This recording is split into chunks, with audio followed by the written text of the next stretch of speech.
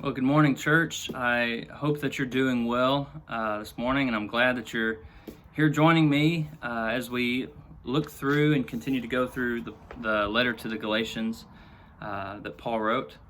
First, I have some business that I need to let you in on, and some good news.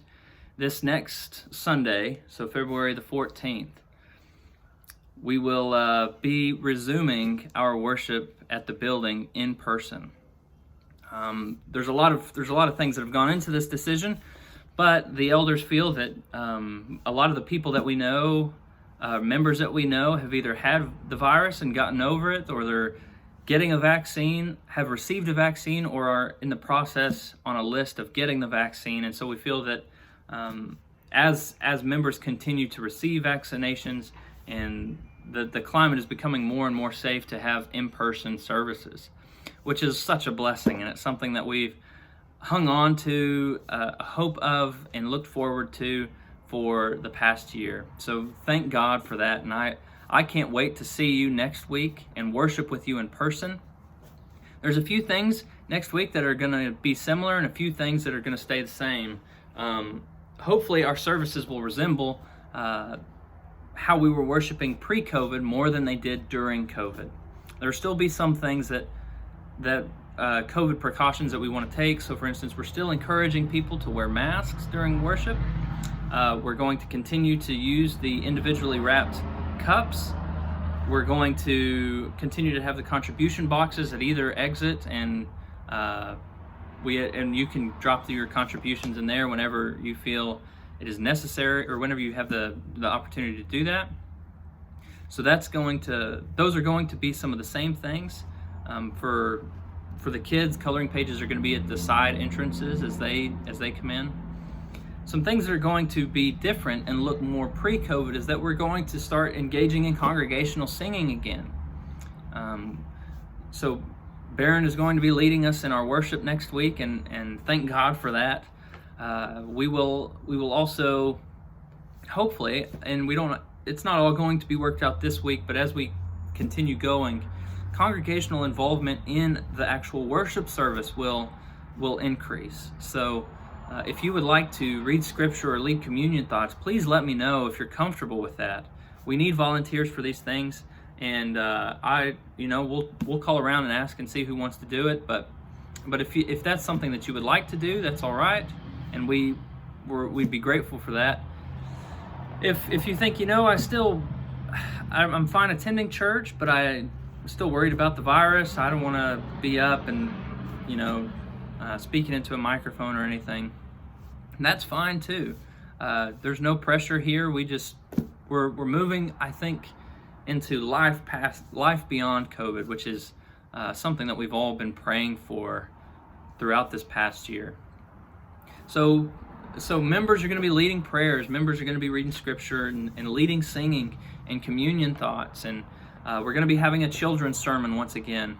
And we still have yet to work out what that will look like, and how the kids will be included in that, whether they all come down front, or whether you would prefer them to sit with you as a family. That's fine. We're going to work through all that. We're going to try to do what is best for your family and for you, and whatever you're most comfortable with.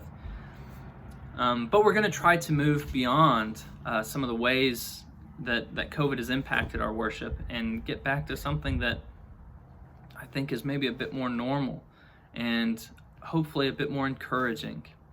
Because through COVID, we were kind of in a holding pattern. We weren't taking off, and we weren't landing the plane, but we were just kind of circling with it. We were doing what we needed to do, but we knew that it wasn't all that we wanted to be doing. And I feel like that's just life in a pandemic, which is a kind of a weird thing to say, but that's where we've been and where we are. So I can't wait to see you next week as we worship together. I look forward to seeing you. And if you haven't received a vaccination, you feel that it still might be too high of a risk to your health to get out and be around people, we understand that, and we want you to be safe here. We don't want you to put your health at risk in order to come and worship with us. if you'd feel more comfortable waiting until you receive the vaccine, do that. There's no pressure here. Okay, we all have to work out how safe we feel, and do what we need to do in spite of that. But I can't wait to see you and worship with you and hear your lovely voices as we sing and praise our God together next week. All right, now with that business out of the way, I'd like to turn to Galatians chapter 2, and we'll be going through verses 11 through 14 this week. This section kind of concludes some of the things that Paul has been saying, namely in that after this section, Paul gets much more, I think, explicitly theological in his argument. And he goes from describing whatever the social realities of the church are in the churches in Galatia to prescribing some theology for what their identity is in Jesus, what God has done for them, and how they can better reflect that identity in their social practices. But so far, and up through today, Paul has been describing some of the problems that they have faced in Galatia. So let me read real quick. And this is such a striking text. It's exciting. It's apostle pitted against apostle in some ways, which, happened, I guess.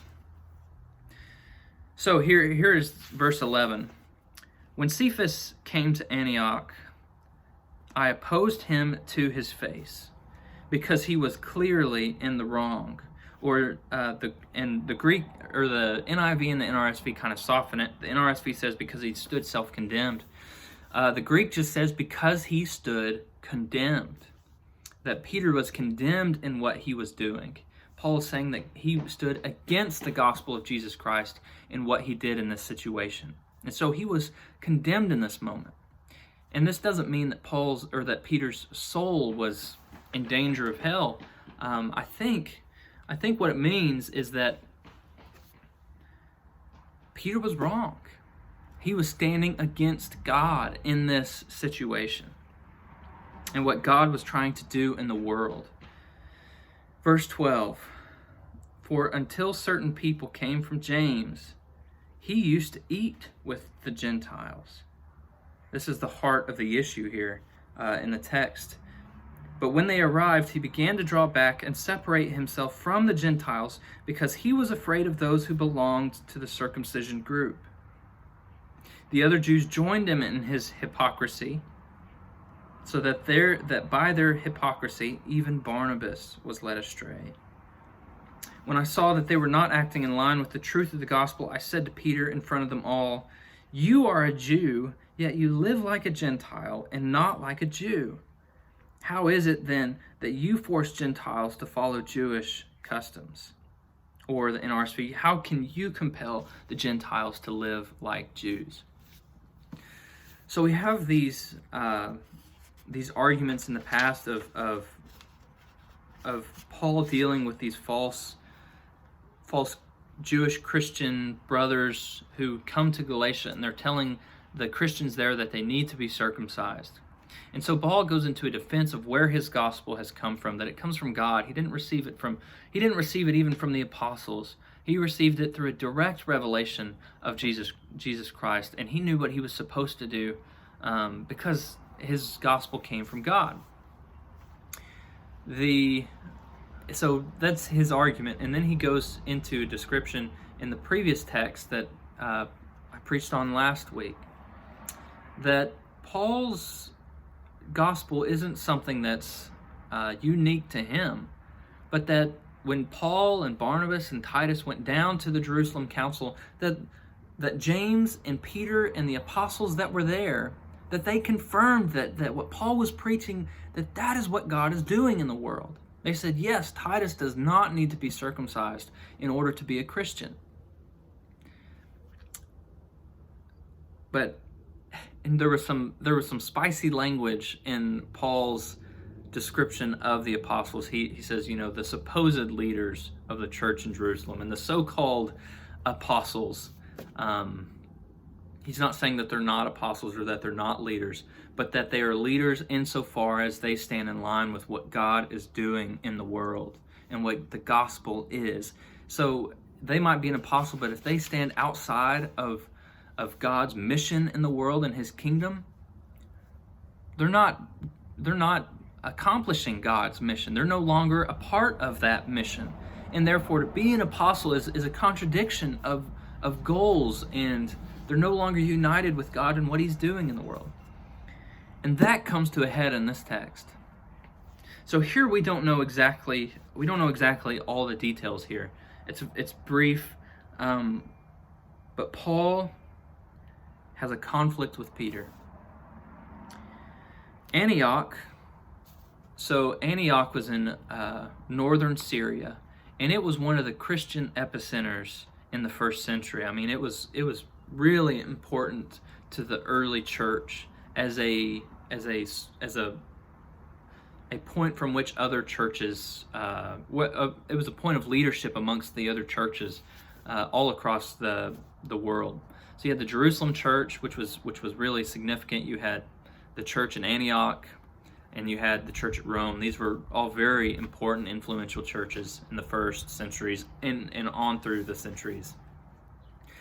The church in Antioch was where Paul and Barnabas were commissioned to go and preach the gospel to the Gentiles.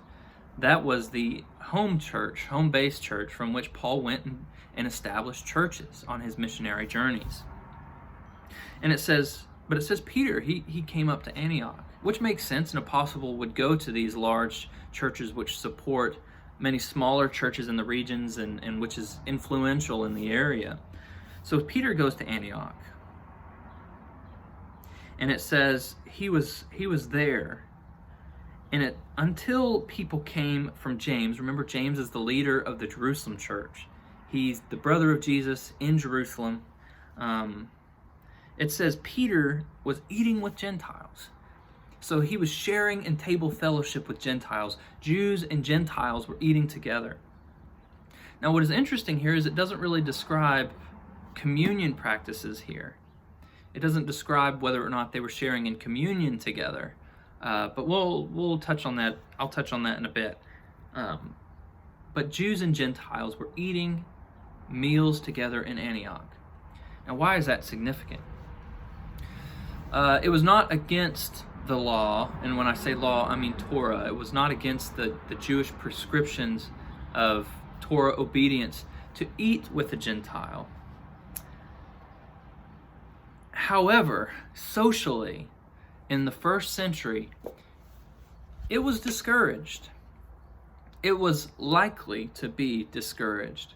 It was Gentiles were stigmatized by Jews in that, they're an unclean people. They don't keep kosher laws. They're immoral in some ways. The things that they do don't line up with the ethics that the Jews have, and so to eat with them can then contaminate our own morally pure, ethically, socially pure identity. I don't know if that makes sense, but for instance, there are examples of this. So, for instance, one first century example is the letter to Aristeas. It's a Jewish apologetic work, and did I say first century? It's a second century apologetic work, and it says it sort of prescribes the separation of Jews from Gentiles. It says to prevent our being perverted by contact with others or by mixing with bad influences, Moses hedged us in on all sides with strict observances connected with meat and drink and touch and hearing and sight after the manner of the law. And also, not in our Protestant Bibles, but Jubilees 22:16 prescribes in regards to Gentiles, eat not with them, for their works are unclean. And also, we don't have to go to Jewish apologetic works or even to apocryphal works, which is or deuterocanonical, or these are, think of the Maccabean letters, Bell and the Dragon, the books that are included in the Catholic Bibles. We don't have to appeal to those as Protestants. We can to see that there was this attitude here. Even in Acts, Peter's vision and commission to preach to Cornelius, he begins his conversation with them, with that household, by saying, "You yourselves know how unlawful it is for a Jew to associate with or to visit anyone of another nation." Basically, it was stereotypical that Jews would avoid eating with Gentiles, that this affected their own sense of identity and purity and holiness as they were trying to live it out in keeping obedient to Torah. But therein lies the problem. Paul is preaching a gospel to the Gentiles.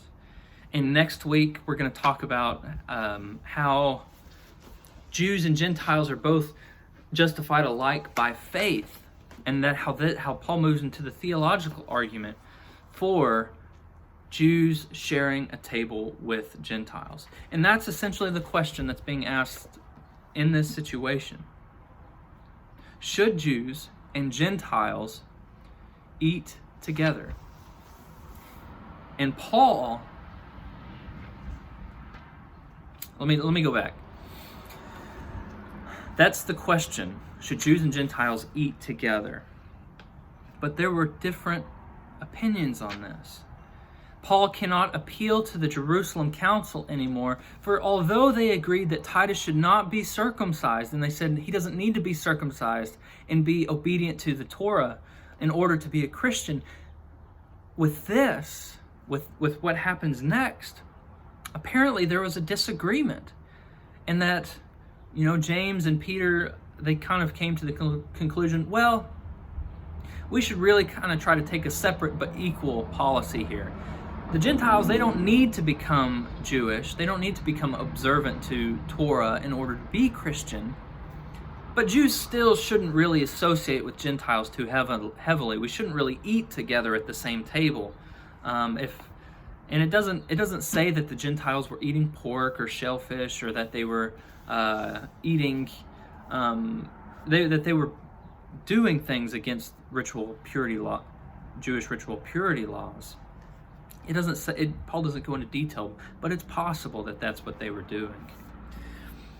So there's a social reality there, that although James and the apostles in Jerusalem, as we read earlier in chapter 2, they agreed that Gentiles don't need to be Jewish in order to share in what we have in Jesus. Although they agreed with that, and they were faced with a test case in the case of Titus, who came with Paul and Barnabas. When it came to eating meals with them, when it came to sitting across the table from somebody who was very different, who had different expectations for food, who had different table manners, people. So think for an instance. I mean, what are the foods that make you gag? That you think, ugh, that's so gross that it produces a natural reflex of disgust there. For Jews, if they saw people eating food with blood in it, for instance, meat with blood still in it, or shellfish or these other unclean foods, it's very likely that produced a disgust reaction in them. So think, you're eating with somebody who, I don't know, maybe they're eating bugs, or maybe they have a nice plate of worms that, they say these are nutritious, these are what we found outside, this is what we like to eat. And you're sitting there and you're trying to eat as they're munching on these things. There's a sense of disgust that could come up within us to say, I really just can't be here. I can't eat here with you. And so there's a tension that's there. A tension when two groups of people try to exist as one people. They naturally push against one another. And Peter was acting hypocritically here. He says, after James, who in the Jews that were with him, after they came and they said, wait a second, why are Jews and Gentiles eating together? They shouldn't be doing this. We keep to these ritual purity laws, these food laws. You should not be sharing a table with these people. When that happened, Peter separated from his Gentile brothers and sisters. He said, all right, I'm not going to eat with them anymore. And not only that, the other Jews that were members of this church, this one church that was comprised of both Jews and Gentiles, they also separated from their Gentile brothers and sisters and stopped eating with them. And Paul, in describing this, calls them hypocrites.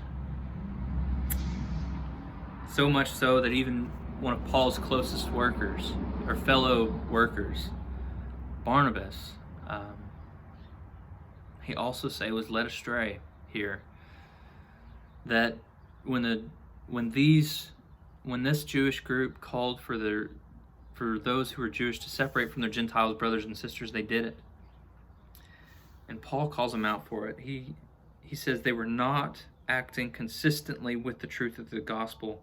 And the word there is they were not walking in the path of the gospel. They went off on another path. They got it wrong.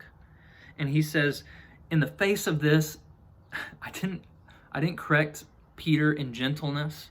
I didn't take him aside privately and discuss with him these things. I stood up to him and publicly shamed him in front for what he had done.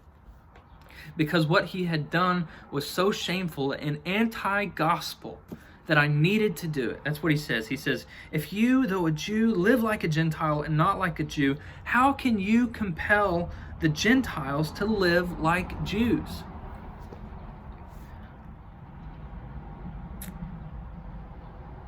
There's hypocrisy there.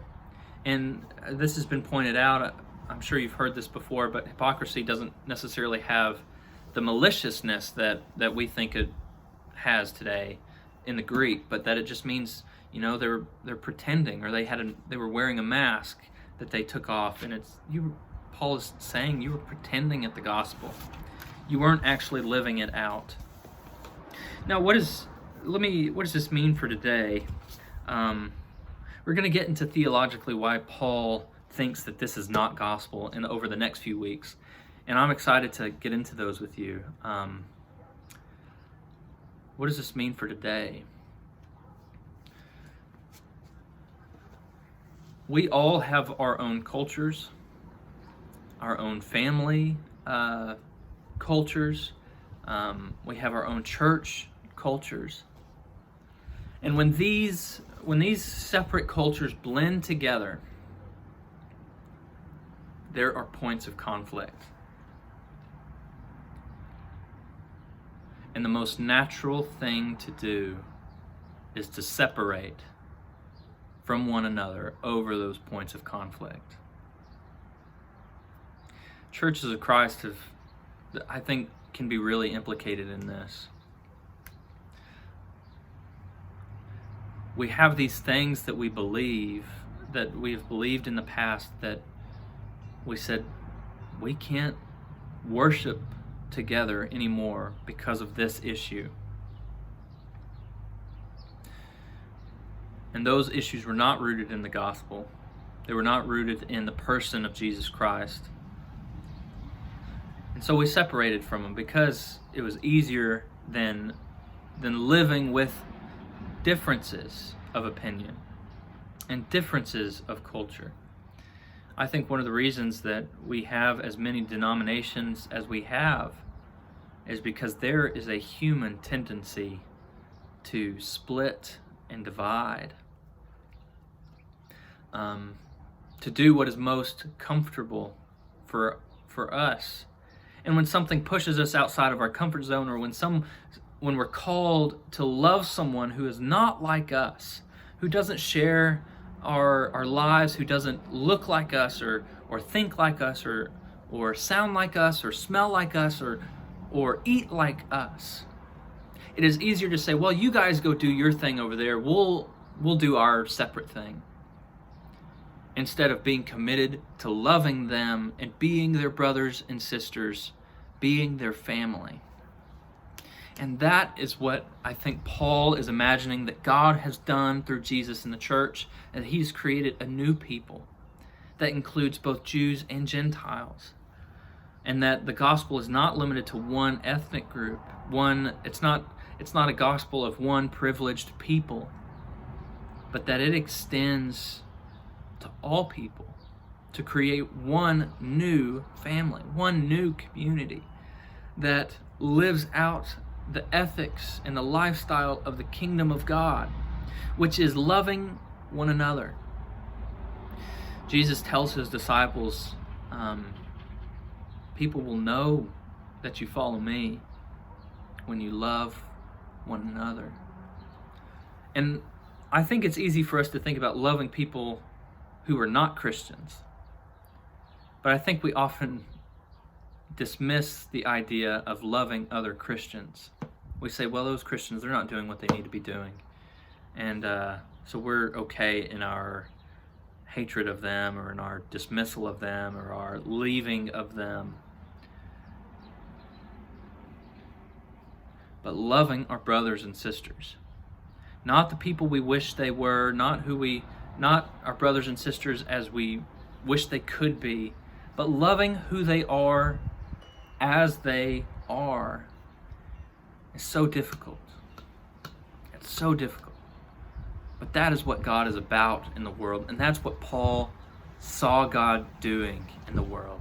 And so when anybody, it doesn't matter if you're an apostle, if you walked with Jesus for 3 years, if you were Peter the apostle, Paul said, I will not allow you to compromise the gospel of Jesus Christ and what he's doing in the world. Paul had very few things that he wouldn't compromise on. The gospel and table fellowship was so central to what God was doing in the world that was one of the few things that he refused to compromise on. There's others, but Paul's list was pretty short as far as what he would or wouldn't give up. Paul's list was pretty short of what he wouldn't give up in order to love other people. But table fellowship was one of them. This is an exciting text. I hope that it's as challenging to you as it is to me.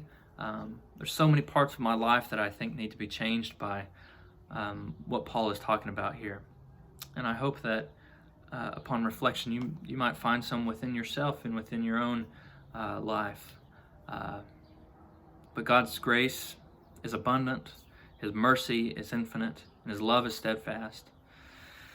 And we can always return to him, and we can always repent and do better. And that's good news.